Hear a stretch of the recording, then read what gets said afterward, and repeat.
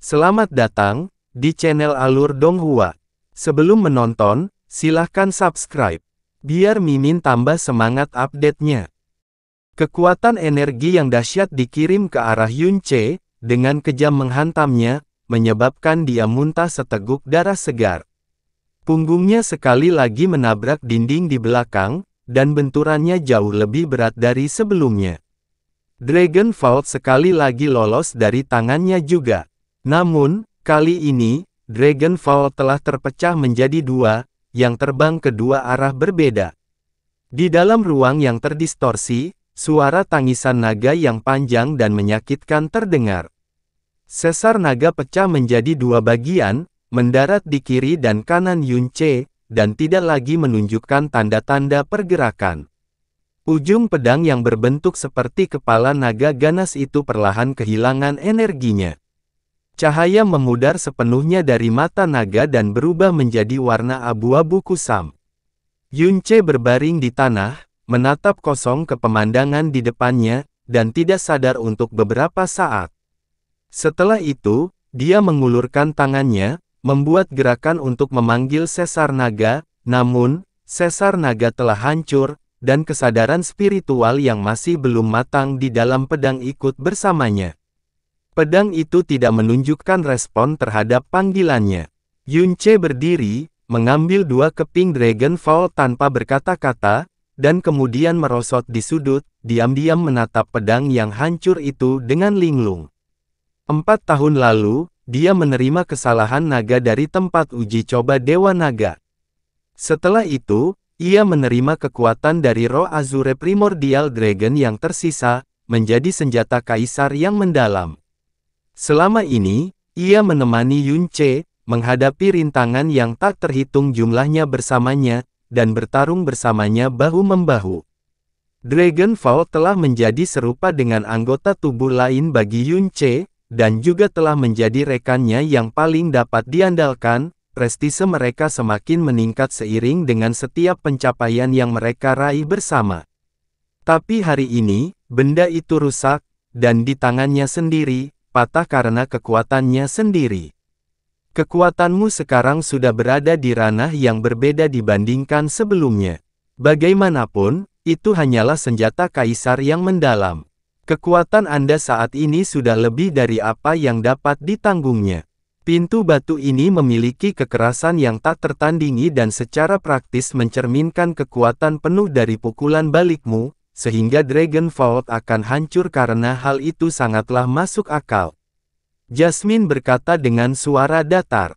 Setelah Yun Ce memasuki kondisi api penyucian, dia pada dasarnya bisa memprediksi hasil ini. Yun Ce menghela nafas panjang. Dia mengambil Dragon Vault dengan hati-hati, tangannya perlahan membelai tubuh pedang yang sedingin es, dan dengan lembut berkata, "Teman lamaku, kita telah bertarung bersama selama bertahun-tahun, aku tidak menyangka bahwa kamu akan hancur oleh tanganku sendiri. Mungkin lebih baik begini, sudah waktunya bagimu untuk beristirahat.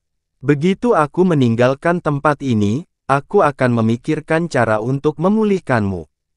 Setelah dia selesai berbicara, Yun Ce menyimpan Dragon Vault, dan hatinya segera memulihkan keseimbangannya. Matanya tertuju pada bagian pintu yang dihancurkan oleh Dragon Vault. Tidak ada lagi titik putih, melainkan, sebagai gantinya, muncul retakan kecil. Semangat Yun Ce terguncang, dan dia dengan cepat mendekat ke pintu. Matanya tidak menipunya. Retakan kecil muncul di permukaan datar pintu batu itu. Celah ini hanya selebar kuku kelingkingnya dan kedalaman retakannya setara dengan ketebalan satu lembar kertas.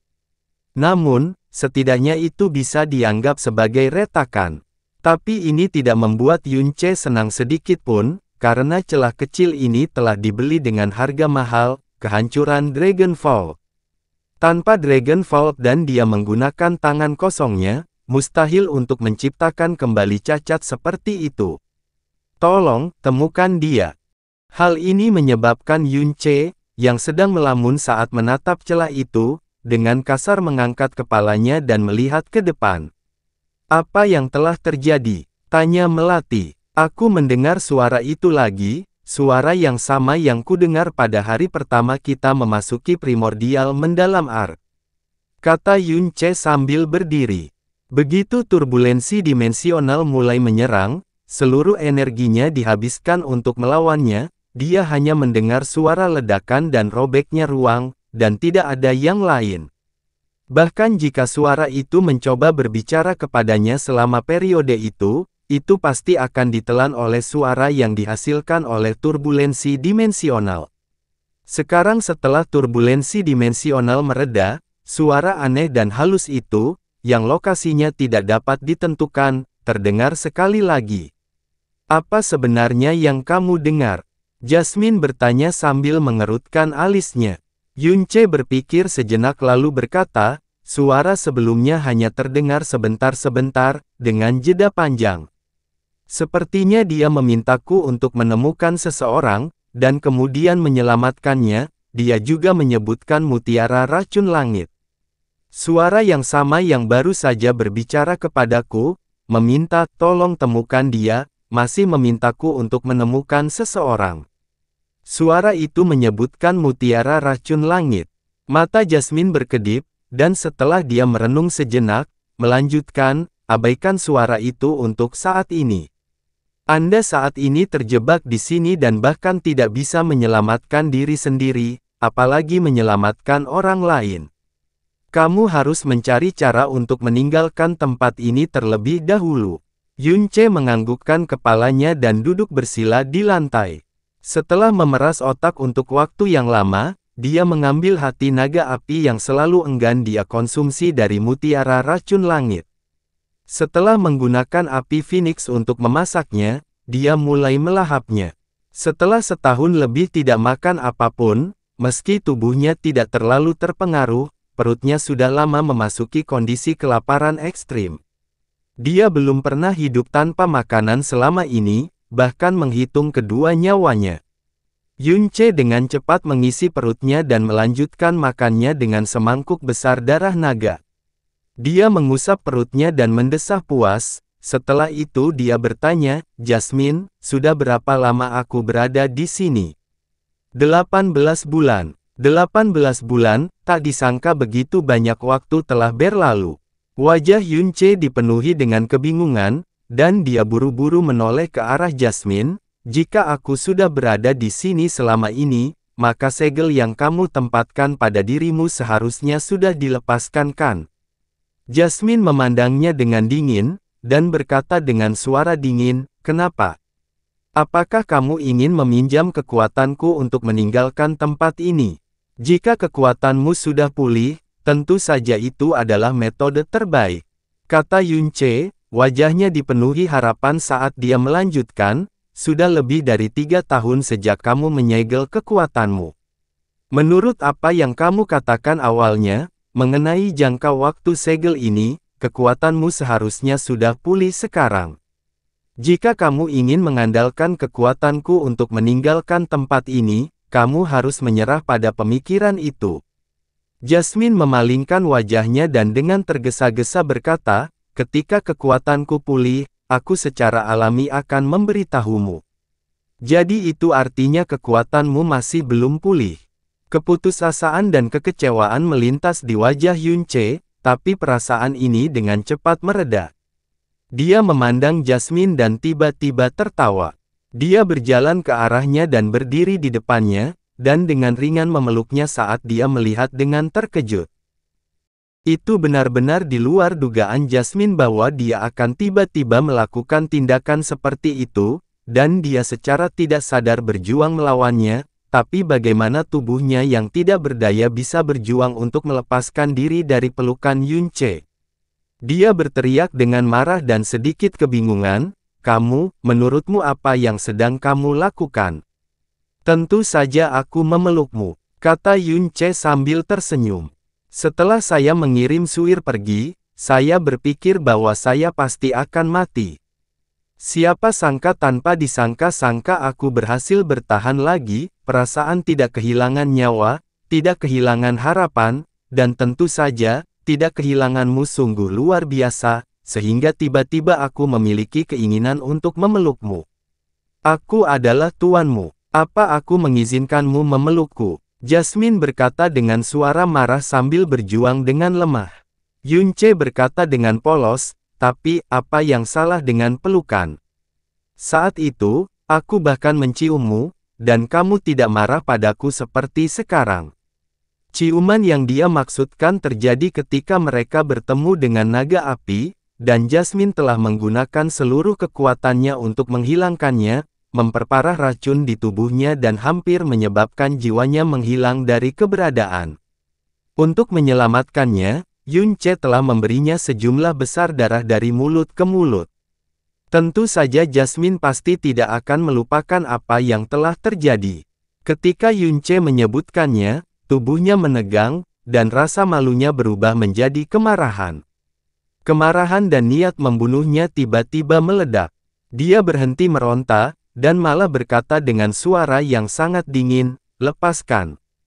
Namun, meskipun dia berusaha keras untuk memancarkan aura menakutkan, pada akhirnya, dia tidak memiliki niat membunuh yang sebenarnya terhadap Yunce, dan bahkan kemarahannya muncul karena rasa malu, jadi ini bahkan tidak menimbulkan perasaan jera dalam diri Yunce.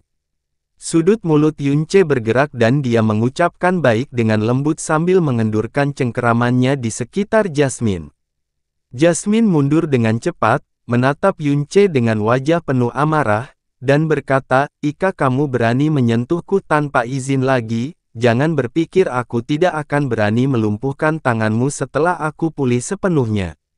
Yunce menekan ujung hidungnya dan perlahan mengangguk, "Oh, terima kasih sudah mengingatkanku.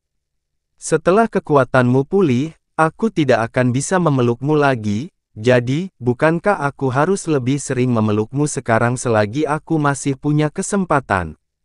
Karena itu, Yunce menyipitkan matanya dan maju ke arah Jasmine, mengambil posisi yang mengindikasikan dia akan memeluknya sekali lagi. "Anda," Jasmine menggertakkan gigi putihnya, mengepalkan tangan kecilnya erat-erat, dan sambil menangis, berubah menjadi sinar cahaya merah yang menghilang dari mata Yunce, segera kembali ke Sky Poison Pearl. "Kamu adalah tipe orang yang selalu menipu dan menindas gadis-gadis, yang menurut kakakku paling penuh kebencian, bejat. Sekarang kamu berani mengulurkan tangan iblismu ke arah tubuh putri ini. Jika tidak, jika bukan karena, aku pasti akan membunuhmu." HMPH. Setelah Jasmine menyelesaikan kata-katanya, dia terdiam, dan tidak peduli apa yang dilakukan Yunce, dia mengabaikannya. Yunce duduk di depan pintu batu, matanya menatap celah kecil itu. Menutup matanya, dia memusatkan seluruh energinya untuk memikirkan cara untuk melarikan diri. Setelah tidak bergerak selama beberapa jam, dia tiba-tiba membuka matanya, dan matanya bersinar dengan cahaya yang aneh. Dia mengangkat kedua lengannya dan meletakkan telapak tangannya di pahanya, menghadap ke atas. Setelah itu, di saat yang sama, tangan kanannya mulai membara dengan api Phoenix, sementara di tangan kirinya tumbuh sebuah pohon ujung beku, kecil yang halus. Yunce menutup matanya sekali lagi, dadanya naik turun dengan keras.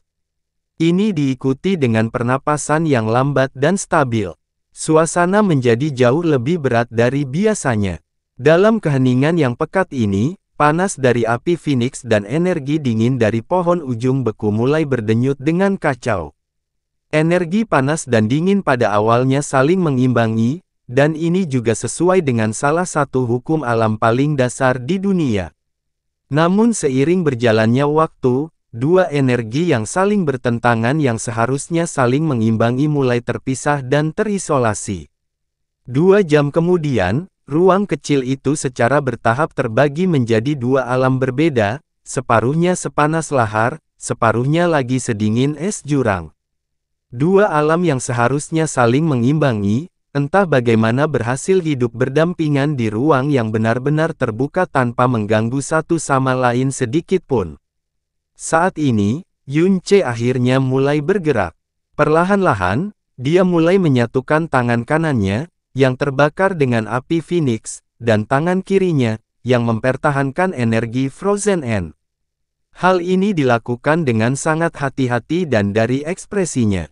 Nampaknya setiap gerakan kecil yang dilakukan Yun Ce, mengharuskannya mengonsumsi sejumlah besar energi mental dan kekuatan fisik. Jarak satu kaki memerlukan 30 napas penuh sebelum kiri dan kanannya, tangan kanan akhirnya bisa saling bersentuhan.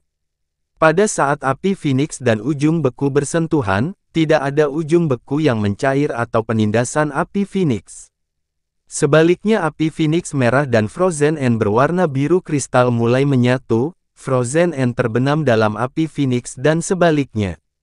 Setelah beberapa saat, api Phoenix dan energi Frozen End telah menyatu sepenuhnya dan membentuk sekelompok api aneh yang berayun lembut di udara, mengeluarkan cahaya biru sedingin es. Pada saat yang sama, ruang yang terbagi menjadi dua alam berbeda juga bergabung menjadi satu. Terlebih lagi, kombinasi ini tidak berarti energi panas dan dingin telah saling menekan. Sebaliknya, itu adalah perasaan dingin yang menusuk tulang dan panas yang pahit yang muncul secara bersamaan, terjalin secara kacau. Aku berhasil, Yun Ce membuka matanya dan melihat api es yang menari-nari di telapak tangannya. Awalnya, ketika dia berada di Frozen Cloud Asgard, upaya pertamanya untuk berhasil membentuk api es yang menantang surga ini membutuhkan waktu 2 hari penuh. Namun, setelah pertumbuhan kemampuan dan kekuatan mentalnya yang luar biasa, ditambah dengan pencerahan barunya mengenai energi langit dan bumi, dia hanya membutuhkan 2 jam untuk berhasil pada percobaan keduanya. Selain itu, kekuatannya juga menyebabkan kekuatan api Phoenix dan Frozen End Divine Arts meningkat secara dramatis. Api es saat ini, dibandingkan dengan api yang terbentuk di Frozen Cloud Asgard, jauh lebih kuat. Tangan Yun Ce, yang mengendalikan api es, mulai bergetar dan sepertinya dia akan kehilangan kendali atas kumpulan api es ini. Kombinasi yang tidak wajar dan menantang surga ini, diwujudkan sebagai energi yang menentang hukum alam. Meskipun apa yang dia hasilkan hanyalah sekelompok kecil api, 70% energi mendalam Yun Ce dan 50% kekuatan mentalnya telah dikonsumsi. Pastikan, untuk tidak mengecewakanku. Yun Ce bergumam saat matanya menyala, dan dia mendorong telapak tangannya ke depan, menghantam pintu batu dengan kumpulan api esnya. Api es meninggalkan telapak tangan Yun Ce dan menempel pada permukaan pintu batu. Tidak ada gemuruh kekuatan, juga tidak ada letusan api Phoenix atau energi Frozen End, nyatanya tidak ada sedikit pun suara atau cahaya yang biasanya muncul seiring dengan keluarnya tenaga. Api es perlahan-lahan padam dan menghilang, tanpa mengeluarkan satu suara pun. Namun, cekungan sebesar kepalan tangan muncul di bagian pintu batu tempat api es mendarat. Cekungan ini melengkung ke dalam membentuk belahan yang berbentuk sempurna. Permukaan cekungan ini sangat halus, sebanding dengan cermin yang dibuat dengan sempurna, seolah-olah permukaan ini telah dipoles menggunakan keahlian paling indah di dunia. Setelah mengamati depresi ini dengan cermat, wajah Yun Ce dipenuhi kegembiraan dan keterkejutan. Sebelumnya, ketika dia mengaktifkan Purgatory dan menggunakan serangan terkuatnya, bahkan setelah mematahkan Dragon Vault dalam prosesnya, dia hanya mampu menyebabkan retakan sebesar kuku kelingkingnya. Itu hampir tidak memberinya secercah harapan pun bahwa suatu hari dia bisa melarikan diri dari tempat ini. Namun, karena keajaiban yang disebabkan oleh nyala api es, dia dapat dengan jelas membayangkan hari di mana dia akan keluar dari tempat ini. Bagus sekali, Yun Ce berkata dengan penuh semangat sambil mengepalkan kedua tangannya, jika ini masalahnya, aku mungkin hanya perlu mengulangi proses ini beberapa ratus kali sampai aku dapat menciptakan celah yang cukup besar agar aku bisa melarikan diri. Sekali lagi, Yun Ce melebarkan kedua matanya, menyalakan api Phoenix, dan memusatkan Frozen End miliknya. Tapi kali ini, sebelum dia bisa mulai menggabungkan keduanya, pikirannya melayang, dan rasa lelah yang mendalam sepertinya muncul dari pembuluh darahnya yang dalam. Reaksi pikiran dan kekuatannya menyebabkan dia ragu sejenak. Dia melepaskan api Phoenix dan energi Frozen End dan mulai bermeditasi, fokus sepenuhnya pada pemulihan energi dan kekuatan mentalnya. Setelah beberapa saat, energi dan kekuatan mental Yun Ce telah pulih ke kondisi puncaknya, dan dia sekali lagi mulai menyatukan api es.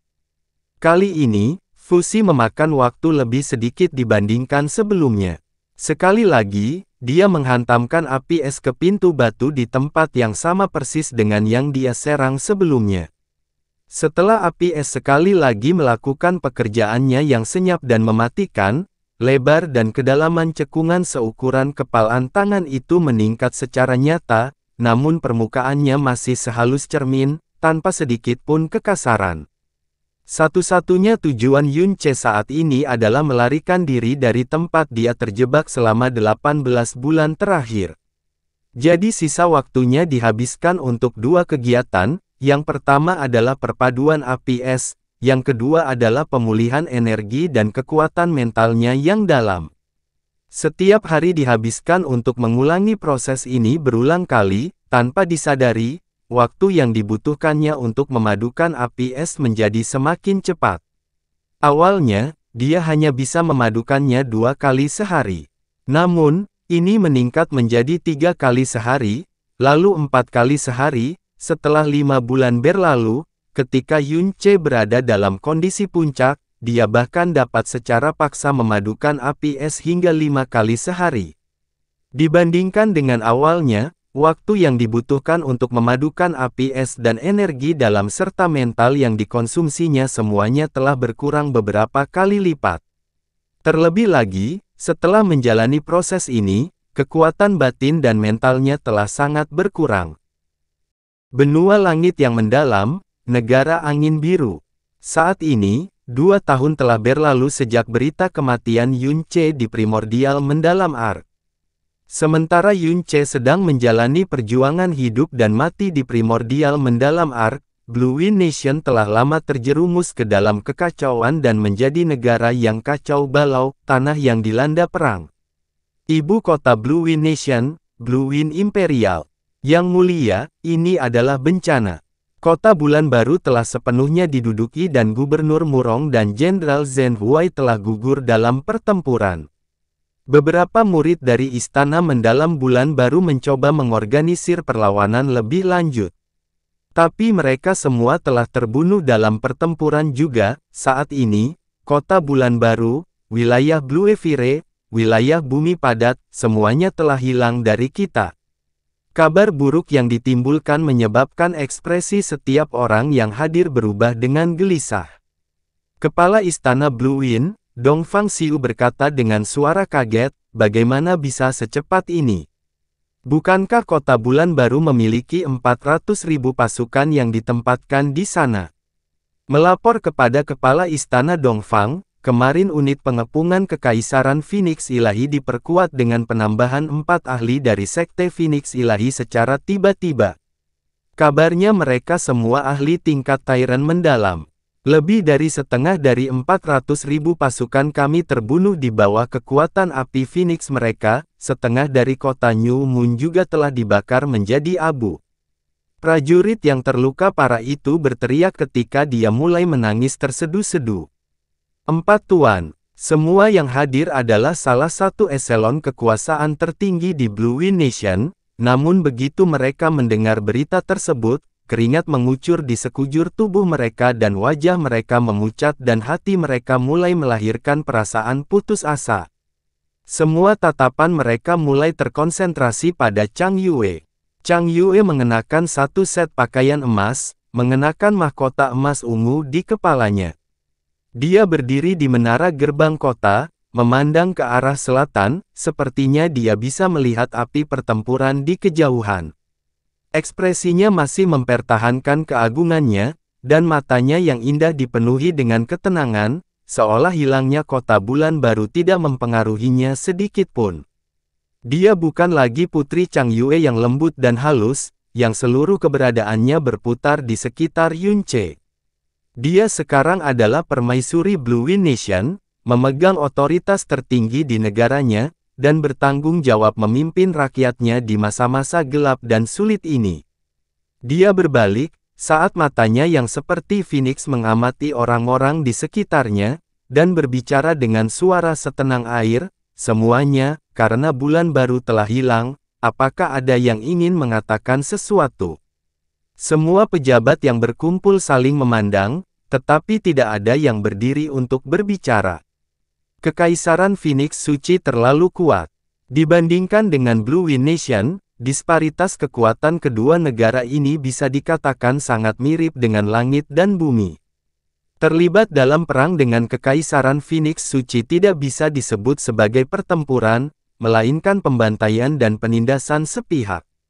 Invasi Divine Phoenix Empire bahkan belum berlangsung selama 2 tahun, namun Blue Wind Nation telah kehilangan lebih dari separuh wilayahnya, dan yang lebih penting lagi, 5 kota besar terpenting telah hilang juga. Faktanya, kemungkinan besar mereka akan segera datang mengetuk pintu kota Kekaisaran Blue Wind itu sendiri, tanpa mempertimbangkan Blue Wind Nation saat ini, bahkan jika Blue Wind Nation itu 10 kali lebih kuat, negara itu tetap tidak akan bisa mengalahkan mereka, cukup untuk menahan serangan ini. Di hadapan kekuatan absolut, semua skema dan semangat juang hanyalah bayangan sekilas. Di bawah keheningan yang menindas seperti kematian ini, satu orang tidak tahan lagi dan berdiri, berteriak, "Adikku!" Pertempuran ini tidak dapat dimenangkan dan perlawanan lebih lanjut, selain menambah jumlah korban, sama sekali tidak ada artinya. Pasukan Divine Phoenix Empire sudah menekan gerbang kita, dan akan mencapai Blue Wind Imperial City dalam waktu singkat. Menyerah sekarang dan mengakhiri perang ini adalah keputusan yang paling tepat. Orang yang berbicara justru adalah pangeran kedua Chang Ye, tidak, setelah penobatan Chang Yue sebagai permaisuri, dia telah diangkat menjadi pangeran agung, tidak lagi menjadi seorang pangeran. Setelah kata-kata itu keluar dari mulutnya, wajah beberapa jenderal yang hadir menjadi gelap karena amarah, namun, para jenderal ini hanyalah minoritas. Mata sebagian besar orang yang hadir berkedip-kedip, karena apa yang dikatakan Chang Ye adalah apa yang terkubur di dalam hati untuk waktu yang lama, hanya saja mereka tidak berani menyuarakannya. "Betapa lancangnya kamu!" Chang Yue berteriak dengan marah, "Bangsa kita dalam bahaya, kota bulan baru telah jatuh, tetapi alih-alih memikirkan negaramu dan membenci Kekaisaran Phoenix suci, kamu berani mengatakan hal-hal memalukan seperti itu di depan semua orang. Kamu benar-benar mengecewakan permaisuri ini." Chang Ye melihat reaksi orang-orang di sekitarnya, mengatupkan giginya, dan berteriak dengan kasar, "Saudari kerajaan. Sehubungan dengan kekuatan Divine Phoenix Empire, dan keberlangsungan eksistensi Blue Wind Nation, kita semua sangat menyadari hasil yang akan terjadi. Semua yang disebut perlawanan ini tidak ada artinya.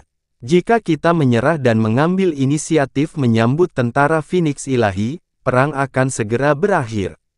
Blue Wind Nation kita akan diserap di bawah bendera Divine Phoenix Empire dan kita tidak hanya akan diizinkan untuk hidup, kita bahkan akan diberikan status penting sebagai bangsawan. Alis indah permaisuri Chang Yue melengkung dan dia berteriak dengan marah, "Chang Ye, sebagai pangeran agung keluarga kekaisaran, bagaimana Anda bisa mengucapkan kata-kata yang keterlaluan dan tidak tahu malu seperti itu? Apakah Anda lupa kekejaman yang dilakukan Kekaisaran Phoenix Suci terhadap negara kita? Apakah Anda lupa berapa banyak warga negara kita yang tewas untuk membela negara kita? Apakah Anda lupa bagaimana ayah kerajaan kita meninggal, dalam menghadapi keluhan nasional ini dan di depan tulang belulang para pahlawan yang tak terhitung jumlahnya, Anda berani menunjukkan perilaku pengecut dan akan memilih menjadi anjing yang kalah?"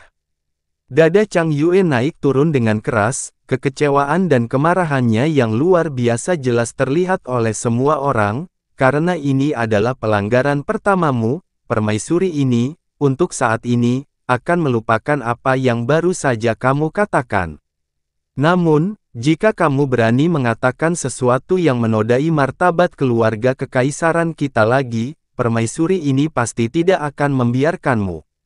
Ditegur keras oleh Chang Yue di depan semua pejabat tinggi menyebabkan wajah Chang Ye menjadi gelap. Dia sekali lagi mengatupkan giginya dan berteriak dengan suara tidak puas, "Adik kerajaan. Saya tidak pengecut atau takut mati. Demi keluarga kekaisaran Blue Wind, demi nyawa semua orang yang hadir, dan bahkan demi seluruh negara Blue Wind, aku mengatakan hal ini. Kekaisaran Phoenix suci ada di mana-mana, semua sekte besar telah menyerah, dan bahkan sekte Xiao mengambil inisiatif untuk menyambut mereka dan menyatakan kesetiaan. Kita hanya dapat melanjutkan jika kita bertahan, dan mampu menoleransi rasa malu sesaat adalah ciri khas dari sebuah pria sejati. Selain itu, saudari kerajaan, sekarang kamu adalah permaisuri Blue Wind. Jika kamu mengambil inisiatif untuk menyerah, Kekaisaran Phoenix Ilahi mungkin akan membiarkanmu terus menjadi penguasa negara Blue Wind. Jika Anda tidak melakukan ini, hanya ada jalan buntu yang menanti Anda. Kedua takdir itu berbeda seperti langit dan bumi, adikku, mohon sadarlah. Bajingan, Permaisuri Chang Yue meraung dengan suara rendah, tatapan agungnya berubah menjadi cukup dingin hingga menembus tulang, teman-teman. Seret Chang Ye ke bawah menara ini dan pancung kepalanya agar semua orang bisa melihatnya. Begitu kata-kata itu keluar dari mulut Chang Yue, semua orang yang hadir menjadi terkejut, lebih dari 10 pejabat senior buru-buru berdiri, tapi sebelum mereka bisa mengucapkan sepatah kata pun, mereka dipotong oleh suara dingin Chang Yue, siapapun yang berani memohon demi dia, akan terlibat juga. Dua penjaga kekaisaran berpakaian emas melangkah maju dan memegang erat Chang Ye, bersiap menyeretnya keluar. Chang Ye tidak pernah dalam mimpi terliarnya berpikir bahwa Chang Yue akan benar-benar mengeksekusinya. Bagaimanapun juga, dia adalah saudara kandung Chang Yue, seorang pangeran dari Blue Wind Nation. Dia berteriak sambil meronta, kamu berani membunuhku. Aku adalah Pangeran Agung Negeri Angin Biru, saudara lelakimu. Semua yang kukatakan adalah demi kelangsungan garis keturunan bangsawan. Atas dasar apa kamu harus membunuhku? Jika kamu membunuhku, bagaimana kamu bisa menghadapi ayah kerajaan kita yang sudah meninggal? Jika permaisuri ini tidak membunuhmu, maka aku benar-benar tidak akan mampu menghadapi ayah kerajaan kita, dan akan mengecewakan semua leluhur keluarga kekaisaran Blue Wind kita. Fakta bahwa keluarga kekaisaran Blue Wind kami telah melahirkan seorang yang malang dan pengecut yang lebih memilih menjadi budak musuh, adalah rasa malu kami yang sebenarnya, tidak perlu menyeretnya keluar, segera penggal kepalanya. Adik perempuan, kamu, tunggu, adik perempuan, sial. Saat pedang pengawal istana naik dan turun dengan rapi, kepala Chang Ye pun terbang dari lehernya di depan semua orang yang hadir.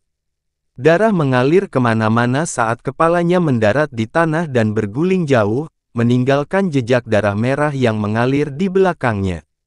Suara gemericik yang deras keluar dari tenggorokan semua yang hadir, dan mereka yang awalnya berdiri untuk memohon atas nama Chang Ye mundur dalam ketakutan yang sangat besar. Kedua kakinya langsung menjadi lunak.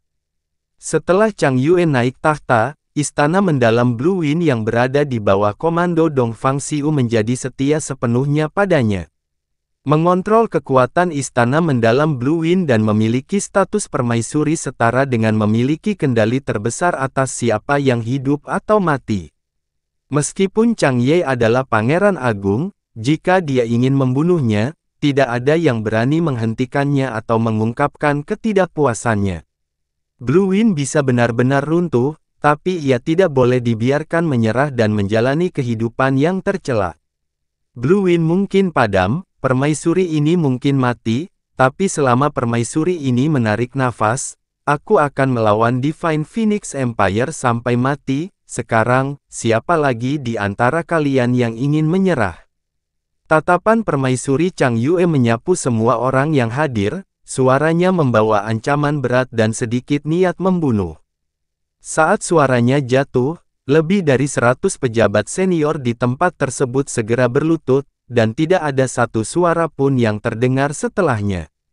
Tidak ada lagi yang berani menyebut kata menyerah.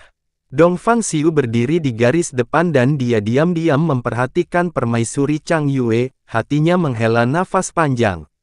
Dia telah berada di sisi Chang Wanhe untuk waktu yang lama, bisa dikatakan dia telah menyaksikan Chang Yue tumbuh dewasa. Di istana di mana perang diam-diam terus terjadi di semua sisi, hatinya tetap jernih seperti air yang tenang, bunga yang lembut dan lembut. Dia membenci konflik dan tidak pernah menggunakan statusnya sebagai seorang putri untuk bertindak kasar terhadap orang-orang yang berstatus lebih rendah. Dia lembut dan penuh kasih sayang, dan lupa membunuh orang lain. Saat dia tumbuh dewasa, dia bahkan tidak tega menyakiti seseorang.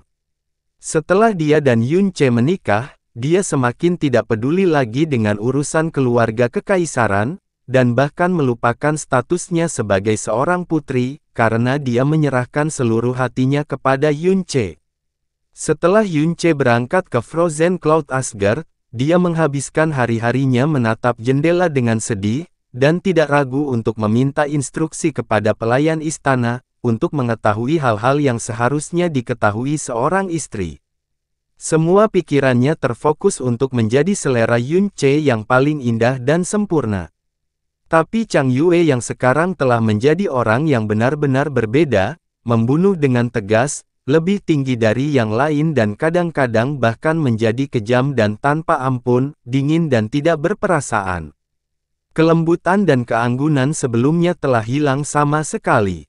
2 tahun yang lalu, setelah mereka menerima berita bahwa Yun Che telah meninggal di dalam primordial mendalam Ark, Chang Yue pingsan di tempat dan jatuh sakit parah. 3 bulan kemudian, Divine Phoenix Empire mengirim 3 juta tentara mereka untuk bergegas melintasi perbatasan mereka, memulai invasi besar-besaran. Hal ini membuat Blue Wind menjadi kacau karena menghadapi situasi genting.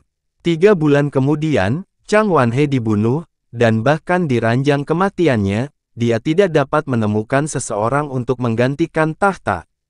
Para pangeran telah menghabiskan seluruh hidup mereka untuk berebut posisi, berencana untuk mendapatkan persetujuan Chang Wanhe, karena mereka semua bermimpi menjadi kaisar. Tapi begitu Divine Phoenix Empire menyerbu, satu-satunya nasib Blue Wind adalah binasa. Siapa yang bersedia menjadi penguasa negara yang sudah mati? Mereka semua lebih memilih bersembunyi. Namun pada saat itu, Chang Yue, yang masih terperosok dalam kesakitan atas kematian Yun Che, muncul di samping tempat tidur Chang Wanhe, dan menggunakan bahunya yang lemah, dengan rela memikul beban untuk melawan nasib buruk bangsanya. Dalam sejarah keluarga kekaisaran Blue Wind, belum pernah ada penguasa perempuan sebelumnya. Namun, ketika Chang Yue naik tahta, tidak ada satupun keberatan dari para pangeran. Sebaliknya, mereka semua menghela nafas lega. Dongfang Xiu masih ingat ketika Chang Wanhe meraih tangan Chang Yue, kedua matanya berkaca-kaca, saat dia mengucapkan setiap kata dengan lembut, "Yue, ini akan berat bagimu." Setelah itu, tatapannya membeku dan air mata lama jatuh saat dia meninggal, dipenuhi dengan penyesalan. Ya, itu memang berat baginya. Dia harus menanggung penderitaan seorang janda sekaligus menanggung bencana sebuah negara. Jika itu adalah gadis biasa lainnya, tugas ini mustahil dilakukan. Tapi dia mampu melakukannya, dan setelah naik tahta, dia tidak pernah meneteskan air mata lagi karena wataknya mengalami perubahan besar, atau lebih tepat dikatakan bahwa dalam menghadapi bencana ini, dia tidak punya pilihan selain untuk mengganti. Semua yang dia alami dan alami sebagai permaisuri selama 1,5 tahun terakhir bahkan lebih dari apa yang dialami Chang Wanhe selama beberapa dekade pemerintahannya. Dan kekuatan serta wataknya sebagai seorang penguasa saat ini tidak kalah dengan Chang Wanhe pada awal pemerintahannya. Setiap kata dan tindakannya dipenuhi dengan kekuatan kekaisaran. Dongfang Xiu tidak yakin apakah dia harus bersuka cita atau hatinya harus berduka. Jenderal Feng, Anda akan segera memimpin semua kavaleri di bawah komando saya menuju selatan. Pada saat yang sama, kirimkan transmisi suara ke Tuan Gurun Besar Geng Wanli dan sarankan dia untuk menyerah di front utara dan barat. Lalu, segera berangkat ke arah selatan, berbarislah siang dan malam jika perlu, tapi Anda harus bertemu di Pegunungan 10.000 Binatang, yang berada di utara kota Bulan Baru. Setelah itu kamu akan menyembunyikan dirimu di kedua sisi Pegunungan 10.000 Binatang, dan begitu tentara Phoenix Suci tiba, kamu akan menyergap mereka dari kiri dan kanan. Selalu ingat ini. Semakin dalam perjalananmu ke Pegunungan 10.000 Binatang, semakin ganas binatang buas itu. Oleh karena itu, sembunyikan diri Anda di pinggirannya jika Anda bisa dan jangan pernah mencoba menggali lebih dalam. Ketika dia menyebutkan Pegunungan 10.000 Binatang, hati Chang Yue mulai bergetar, karena setelah mereka melewati masa suka dan duka bersama di Pegunungan 10.000 Binatang bertahun-tahun yang lalu, hati mereka menjadi satu. Jenderal ini telah menerima perintahmu. Seorang jenderal yang menakjubkan yang memancarkan kekuatan bela diri dan mengenakan baju besi lengkap memberi hormat. Setelah itu, dia mengangkat kepalanya untuk bertanya. Yang mulia, jika Geng Wanli melakukan perjalanan ke selatan, dia akan melewati Pegunungan Pedang Surgawi. Haruskah dia sekali lagi meminta bantuan Heavenly Sword Villa? Alis ramping permaisuri Chang Yue bergerak-gerak, dan tatapannya tertuju ke arah Villa Pedang Surgawi. Dia berbicara dengan suara sedingin es, 1000 tahun yang lalu, nenek moyang Blue Wind saya dan nenek moyang dari Heavenly Sword Villa bersumpah bersaudara seumur hidup. Kedua belah pihak saling mendukung satu sama lain, dengan yang satu memiliki semua otoritas politik, sedangkan yang lain memiliki semua kekuatan. Mereka bersumpah darah satu sama lain, bahwa mereka akan hidup dan mati sebagai satu kesatuan, dan jika salah satu pihak menghadapi malapetaka, pihak lain pasti akan mencurahkan seluruh kekuatannya untuk membantu. Di masa lalu, ketika keluarga Kekaisaran Blue Wind kita berada dalam keadaan kacau dan ayahku diracuni oleh para bajingan, jika mereka tidak memberikan bantuan sama sekali sudah sama saja dengan tidak berbudi luhur dan tidak adil. Namun, pada saat itu, keluarga Kekaisaran belum benar-benar menghadapi kehancuran, jadi mereka masih bisa dimaafkan. Tetapi pada saat ini, pada saat kematian kami, 2 tahun yang lalu, ketika kami meminta bantuan mereka sebanyak 9 kali, bahkan sampai pada titik di mana kami merendahkan diri dan memohon, mereka mengurung diri di villa mereka, mengabaikan kami sepenuhnya. Karena mereka tidak memiliki kebenaran, mengapa kita harus mempermalukan diri kita sendiri lebih jauh lagi? Jenderal Feng perlahan menganggukkan kepalanya, saya mengerti, saya akan segera berangkat. Tunggu, Permaisuri Chang Yue berbalik dan berkata, meskipun kita telah memutuskan semua hubungan dengan mereka, kita tetap harus mengunjungi Heavenly Sword Villa.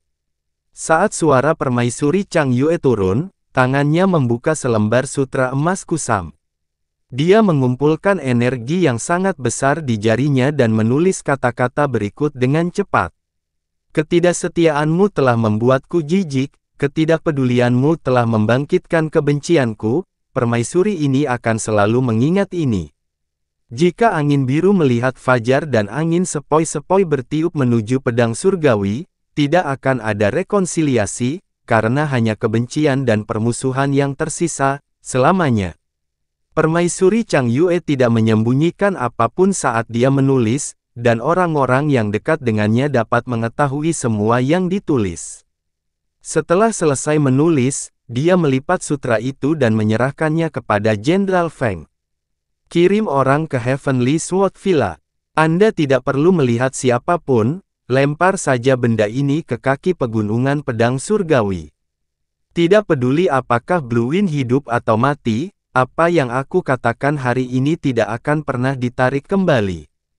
Setelah memandangi karakter halus yang dipenuhi dengan kekuatan agung, Jenderal Feng menganggukkan kepalanya dengan berat, menyimpan kain sutra itu dengan hati-hati, dan segera mundur. Permaisuri Chang Yue melihatnya pergi dan berbalik, menatap ke kejauhan, pikirannya tersembunyi dari semua yang hadir. Saya adalah Putri Blue Wind, istri Yun Che. Bahkan dalam kematian, aku tidak akan pernah mencemarkan nama mulia mereka.